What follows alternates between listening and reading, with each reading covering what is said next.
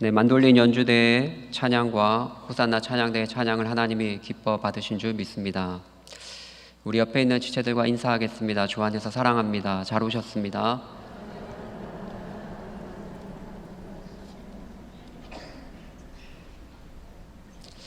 하나님은 복의 근원이 되십니다. 참되고 선하고 아름다운 모든 것들은 빛들의 아버지 하나님께서 우리에게 주신 것입니다. 그러므로 신자들은 하나님께 복을 구해야 하고 이것이 당연합니다. 잘못된 것이 아닙니다. 우리의 경제적인 어려움 혹은 질병 또는 자녀의 문제들을 놓고 우리는 하나님께 간구해야 합니다. 우리가 간절히 간구할 때 하나님께서 우리를 긍휼히 여겨주시고 여러 가지 모양으로 우리가 전혀 생각하지 못한 방식으로 응답해 주실 때도 많이 있습니다. 이러한 응답을 통해서 우리는 하나님의 살아계심을 확신하게 되고 더 깊은 신앙으로 나아가게 되는 것이죠. 그러나 우리가 구하는 복들이 이 땅의 현세적인 것들에만 국한되어 있다면 그것은 문제가 될 수 있습니다. 그저 이 땅의 성공과 부귀 영화를 위해서만 기독교 신앙을 선택했다면 그것은 번지수를 잘못 찾은 것이죠. 우리는 이러한 신앙을 가리켜 기복신앙이라고 부르고 있습니다. 3살 혹은 4살 배기 아이들은 가치를 잘 알지 못합니다. 그들은 사탕이나 초콜릿을 수천만 원짜리 다이아몬드보다 더 소중하게 생각합니다. 영적으로도 마찬가지라고 생각합니다.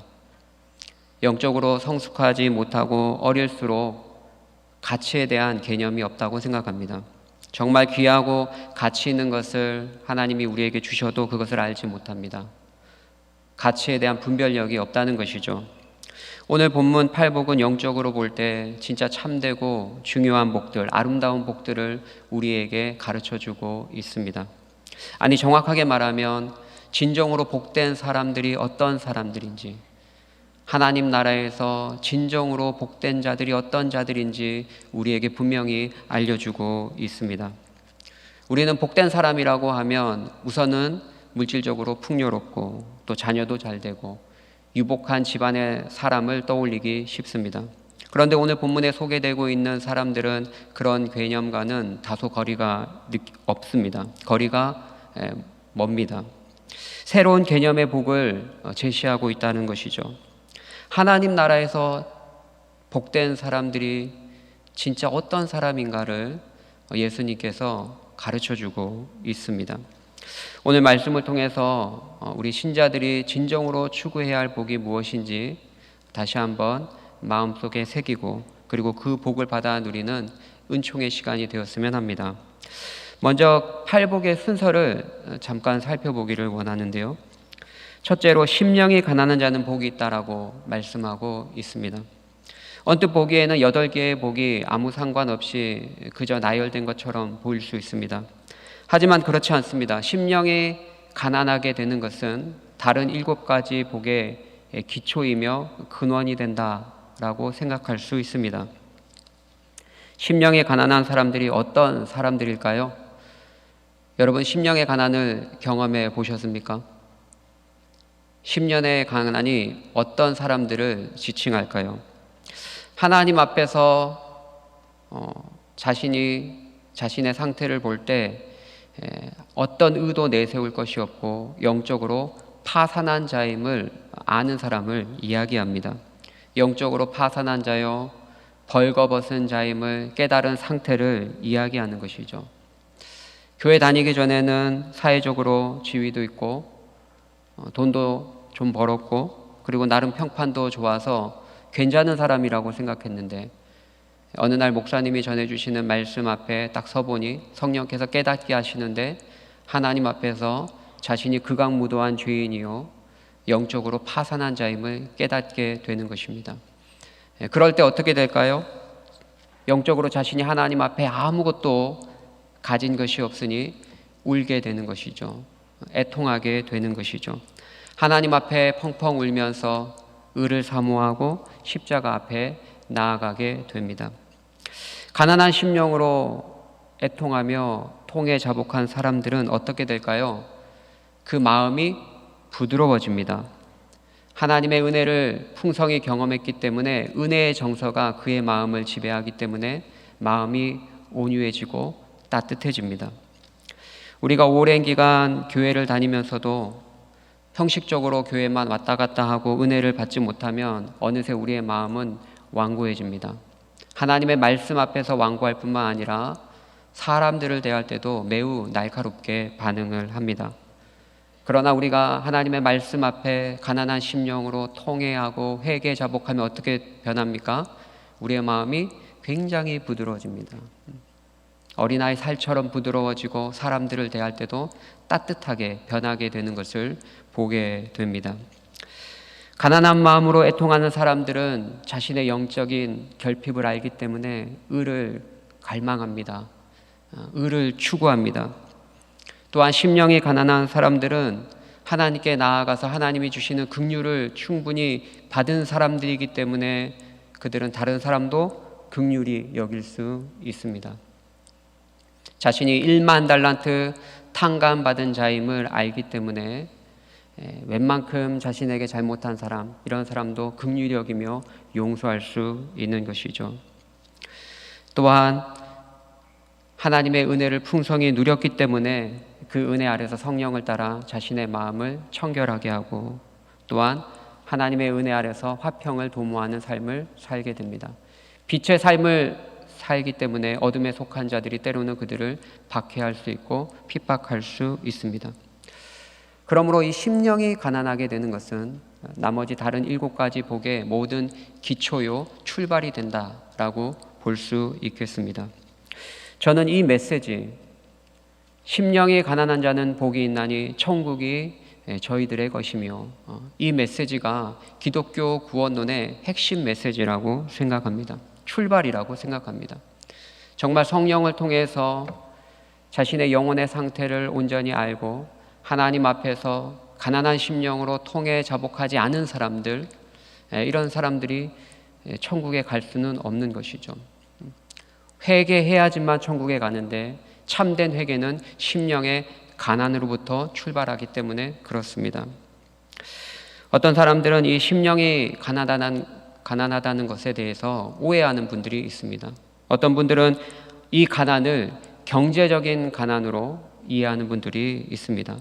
그래서 마태복음에는 심령이 가난한 자들은 복이 있나니 이렇게 기록되어 있지만 누가복음에는 그냥 가난한 자들은 복이 있나니라고 기록되어 있습니다. 그것을 근거로 해서 이 가난은 경제적인 가난한 삶 자체가 복이 있다라고 해석하는 분들도 적지 않게 있습니다. 민중신학이나 해방신학을 지지하는 분들이 이러한 해석을 좋아합니다. 그들은 자본주의 자체가 사회악이라고 생각하죠. 돈 자체가 인간을 병들게 한다고 생각합니다. 그래서 가난한 삶 자체가 복이 있다라고 예수님이 말씀하셨다라는 것이죠. 로마 카톨릭 신학자들도 이러한 성향이 강합니다. 그래서 무소유의 삶, 가능하면 다 버리고 가지지 않는 삶 자체가 복된 것처럼 이야기하기도 합니다. 그들은 세상을 뒤로하고 수도원에 들어가서 홀로 조용하게 사는 것이 참된 경건이라고 사람들에게 가르칩니다. 그러나 여러분 기억하십시오. 성경은 그것을 지지하지 않습니다. 성경은 오히려 그러한 경건은 헛된 경건이라고 우리에게 경고하고 있습니다. 금욕적인 삶, 이 육체의 연습은 약간의 유익은 있지만 우리를 참된 영생으로 인도하지 못한다고 못박아 말씀합니다. 무소유가 복된 것이 아니라 자기 부인이 복되다고 성경은 말씀합니다. 아무것도 가지고 있지 않아도 자기 부인이 되어 있지 않으면 그 무소유가 자신에게 큰 소유가 될 수 있는 것이죠.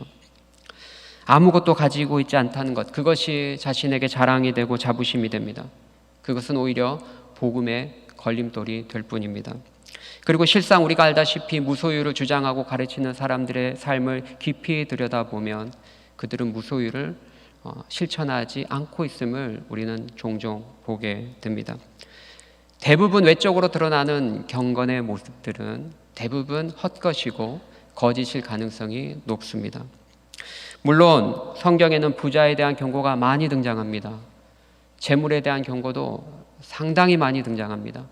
돈을 사랑함이 일만하게 뿌리라고 분명히 말씀하고 있습니다. 가난한 사람보다는 부자가 천국에서 멀리 있고 또 하나님을 가까이 하기에 어렵다는 것은 맞습니다. 하지만 그렇다고 해서 가난한 삶, 경제적으로 가난한 삶 자체가 우리의 영혼을 부드럽게 하고 하나님께 이끌어주는 것은 아닙니다. 이 말씀의 의미를 우리가 온전히 파악하기를 원합니다. 예수님께서 설령 그 당시 설교하실 때 가난한 자들은 복이 있나니라고 설교하셨다 하더라도 그 가난의 의미가 진정 어떤 의미인지 마태가 심령이 가난한 자는 이라고 심령이라는 단어를 덧붙임으로써 우리에게 알려주고 있다는 것이죠. 즉 예수님이 의미한 가난은 물질적인 가난이 아니라 영혼의 가난, 심령의 가난을 의미한 것입니다. 이것은 성경 전체적으로 보아도 그렇습니다. 성경은 가난한 삶 자체가 우리를 하나님께 반드시 인도한다고 가르치지 않습니다. 가난하면 오히려 범죄할 수 있습니다. 불평하고 불만을 내뿜을 수 있습니다. 그래서 성경의 시인은 나를 가난하게도 마옵시고 부하게도 말아달라고 간구하는 것을 볼 수 있습니다. 부유한 사람이나 가난한 사람이나 상관없이 성령으로 거듭나지 못한 사람들은 모두 하나님 앞에서 오만하고 교만합니다. 부유한 사람들이 복음을 받아들이기 힘든 것은 사실이지만 그렇다고 물질적으로 가난한 사람들이 복음을 다 받아들이는 것도 아닙니다.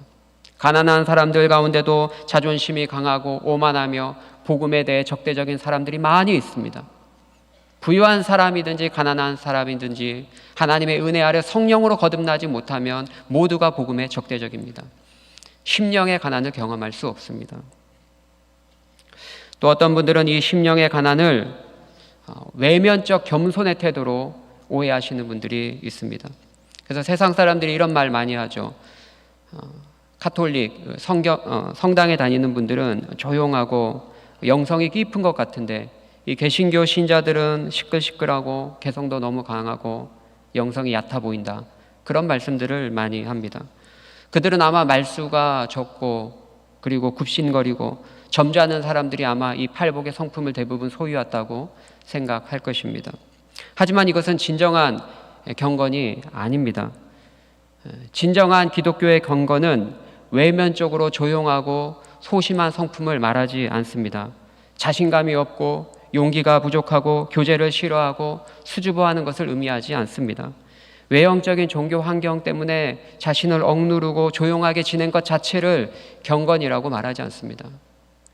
이것은 어떻게 보면 유교적인 발상 아니겠습니까? 물론 오늘날 한국 기독교가 내면의 성숙을 좀 다소 무시하고 경시하고 외적으로 화려한 콘서트나 음악 집회 쪽으로 흘러가는 것은 다소 위험스러운 일입니다. 하지만 그렇다고 해서 조용하고 소심한 태도 자체를 우리가 동경할 만한 경건의 삶이라고 말해서는 아니 된다라는 것이죠.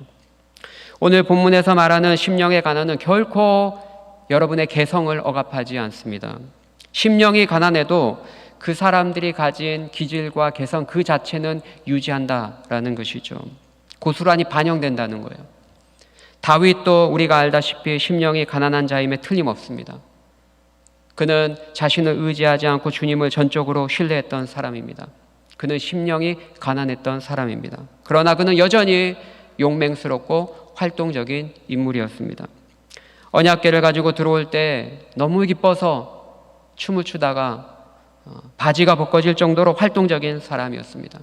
그는 심령이 가난한 사람이었지만 동시에 사람을 대할 때 외향적이고 사교적인 사람이었습니다. 이것이 무엇을 보여줍니까? 심령의 가난 자체가 우리의 근본적인 기질과 개성을 억압하지 않는다라는 거예요. 무조건 조용하고 소심한 성격으로 만드는 것이 아니다라는 것이죠.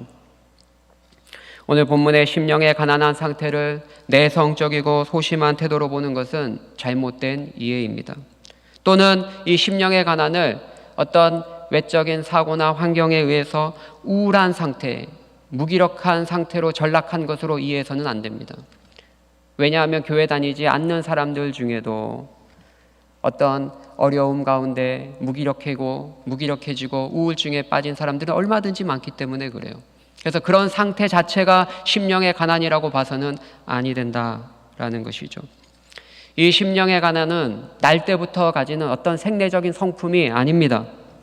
혹은 살아가면서 겪게 되는 어려움을 통해서 우리에게 일어나게 되는 우울증도 아닙니다. 교육을 통해 얻어질 수 있는 어떤 행위의 열매도 아닙니다. 그러면 무엇입니까? 이 심령의 가난은 말씀의 빛 앞에 성령을 통해서 하나님의 백성들에게만 맺혀지는 내면의 특징입니다. 그것은 바로 자신이 하나님 앞에서 철저히 죄인임을 깨닫고 하나님 앞에서 영적으로 파산한 자요, 무기력한 자요, 아무것도 없는 자임을 깨닫는 것입니다. 이것은 말씀의 빛 앞에 성령을 통해서만 가능합니다. 전능하고 위대하신 하나님 앞에 설 때만 가능하다라는 것이죠. 심령의 가난과 반대되는 상태가 무엇입니까? 그것은 오만과 자부심으로 가득 찬 상태입니다. 하나님이 모세를 통해서 바로에게 내 백성을 보내라고 이야기했습니다. 모세가 전달했습니다. 그때 바로가 뭐라고 얘기합니까?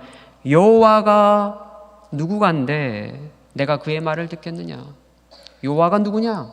하나님이 누구간데 내게 명령하느냐? 이것은 심령의 가난으로부터 가장 멀리 있는 상태입니다. 최악의 상태죠. 심령의 가난은 위대하신 하나님 앞에 설 때 죄인이 즉각적으로 느끼는 영적인 파산의 상태입니다. 자기 부인의 상태라고 보아도 무방하겠습니다. 선지자 이사야는 하나님을 만나고 뭐라고 얘기합니까? 화로다 나는 망하게 되었도다. 나는 입술이 부정한 백성 중에 거하면서 만군의 여호와를 배웠음이로다. 나는 죽게 되었다. 화로다 라고 즉각적으로 반응하고 있습니다. 베드로 역시 주님을 만나고 주님의 놀라운 일들을 경험하고 뭐라고 고백합니까? 주여 나를 떠나소서 나는 죄인이로소이다. 오늘날 교회 안의 성도들 중에 과연 이 심령의 가난을 경험한 사람들이 얼마나 많을까요? 얼마나 될까요? 말씀에 대해서 윤리적인 태도로 반응할 때가 우리가 얼마나 많습니까? 그저 양심의 소리를 잠재우기 위해서 피상적인 회개에 머무를 때가 얼마나 많습니까? 정말 전능하신 하나님 앞에서 화로다 나는 망하게 되었도다. 나는 죄인입니다. 나를 떠나소서. 이런 고백이 우리 심령 깊은 곳에서 고백되어진 적이 얼마나 됩니까? 우리는 기도하면서도 주여 저는 죄인입니다 라고 말하지만 우리의 마음 깊숙한 곳에는 나는 이만하면 괜찮은 사람이야. 혹시 그렇게 생각하고 계시지는 않습니까? 사랑하는 성도 여러분, 오늘 메시지를 귀담아 들어주시길 바랍니다. 여러분의 심령의 가난을 성령의 은혜 아래 체험해 본 적이 단 한 번도 없다면 여러분들은 천국에서 멀리 있는 것입니다. 오늘 본문은 말씀합니다. 심령이 가난한 자가 복이 있고 그 사람들이 천국을 소유하게 된다라고 말씀하고 있습니다. 하나님 앞에서 당신이 영적으로 파산한 자요, 내세울 것이 아무것도 없다는 것을 진실로 깨닫지 못하고 경험해 보지 못했다면 여러분들은 천국에서 멀리 있는 것입니다. 여러분이 직분이 어떠하든 여러분이 교회에서 몇십 년간 신앙생활했던 그것은 관계없습니다. 여러분이 심령의 가난을 경험해 보지 못했다면 여러분은 천국과 관계가 없는 것입니다. 오늘날 현대교회 가운데 참된 회개와 부흥의 역사가 없는 이유가 무엇일까요? 그것은 오늘날 현대교회가 너무 부유하기 때문이 아닐까요? 마음이 너무 부유하기 때문이 아닐까요? 요한계시록의 7교회에 대한 이야기가 나오죠. 그중 라오디게아 교회는 스스로 자랑하고 마음이 부유한 교회였습니다. 그들이 뭐라고 말합니까? 스스로 이렇게 말합니다. 나는 부자라 부유하고 부족한 것이 없도다. 나는 부자야 부족한 게 하나도 없어. 그때 주님이 그들에게 뭐라고 말씀하십니까? 내 곤고한 것과 가련한 것과 가난한 것과 눈먼 것과 벌거벗은 것을 네가 알지 못하는도다. 주님이 보실 때는 곤고해요, 가련해요, 눈멀었어요, 벌거벗었어요, 아무것도 없어요, 영적으로 파산했어요. 그런데 그들은 나는 부유하여 부족한 것이 없도다 라고 이야기하고 있습니다. 여러분 혹시 우리의 영적인 상태가 이 라오디게아 교회와 같지는 않습니까? 주님 보실 때는 벌거벗었고 영적으로 파산했고 아무것도 없는데 나는 부유해, 나는 이 정도면 됐어, 저 암흑의 권사가 문제야, 나는 괜찮아 라고 말하고 있지는 않습니까? 우리가 진실로 주님을 찾지 못하는 이유가 무엇입니까? 주님이 주시는 영적인 은혜와 평강을 풍성히 누리지 못하는 이유가 무엇입니까? 우리의 마음이 너무 부유하기 때문이 아닐까요? 우리의 영적인 실상을 우리가 착각하고 있기 때문에 그렇진 않을까요? 누가복음 18장에 보면 두 사람이 성전에 올라가서 기도하죠. 여러분들이 잘 아는 내용이죠. 한 사람은 바리새인입니다. 그가 어떻게 기도합니까? 오 하나님, 저는 불의하고 간음하며 토색하는 저 죄인과 같이, 저 세리들과 같지 않게 하시니 감사합니다. 이 세리와 같지 않게 하시니 감사합니다. 저는 일회에 2번씩 금식하고 소득의 11조를 꼬박꼬박 드렸나이다. 오 하나님, 저를 구별해 주셔서 감사합니다. 그는 감사 기도만 드리고 내려왔습니다. 또 다른 한 사람은 누구입니까? 바로 세리입니다. 그는 성전 가까이 가지도 못했습니다. 감히 눈을 들어 하늘을 쳐다보지도 못했습니다. 다만 가슴을 치며 애통하며 그가 뭐라고 이야기합니까? 오 하나님, 저를 불쌍히 여겨주소서. 저는 죄인입니다. 저를 긍휼히 여겨주소서. 사랑하는 성도 여러분, 하나님께서 누구의 기도를 받으셨습니까? 누구에게 위로와 긍휼과 자비를 베풀어 주셨습니까? 우리에게 오늘날 세리와 같은 마음이 없기 때문에 하나님이 주시는 위로와 긍휼과 자비를 경험하지 못하는 것이 아닐까요? 우리의 마음이 너무나 부유한 것이 아닐까요? 우리가 우리의 영적인 실상에 대해서 착각하고 있는 것은 아닐까요? 가난한 마음은 우리를 하나님 앞에 바로 서게 만들어 줍니다. 그분의 위로와 긍휼과 사랑을 풍성히 경험하게 인도합니다. 이사야서 66장 2절에 이렇게 말씀합니다. 물은 마음이 가난하고 심령에 통회하며 내 말을 듣고 떠는 그 사람을 내가 돌볼 것이다. 마음이 가난한 사람, 애통하는 사람을 내가 돌아볼 거야. 내가 그들을 케어해 줄 거야. 말씀합니다. 심령이 가난한 자는 복이 있나니 천국이 저희들의 것이며.